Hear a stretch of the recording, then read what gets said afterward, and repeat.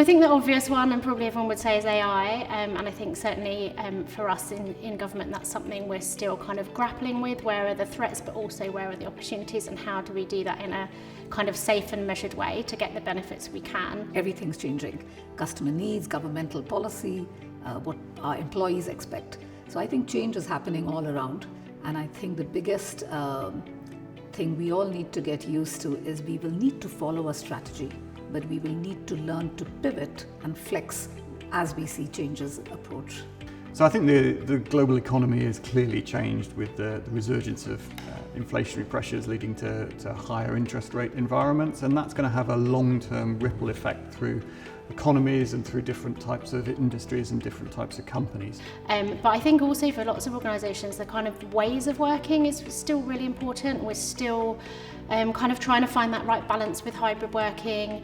You know, what is the value in coming together, and how do we balance the needs of the business against the needs of the individuals? Still feels a little bit like a battle sometimes, whereas I think over the next kind of 12-24 months we need to move to a position where there's some commonality in people recognising the value of being together, and when and where we should do that, with that balance of actually hybrid working is now the norm and people's expectations is to be able to have that flexibility. If I think about the workforce, again, talent is scarce, more so than ever. The expectations of our labour force are changing.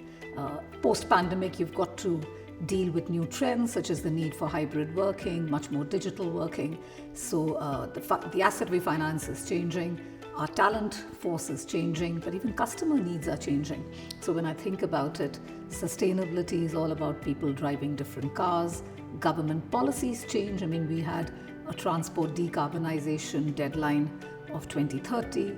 Suddenly it moved to 2035. So I think how businesses react to that changing interest rate environment will be felt right across all industries, all companies, and that challenge will be met in very different ways. For some it's an opportunity, for some it's an existential challenge. Having that flexibility and adaptability remains really important for the changes that we've got coming.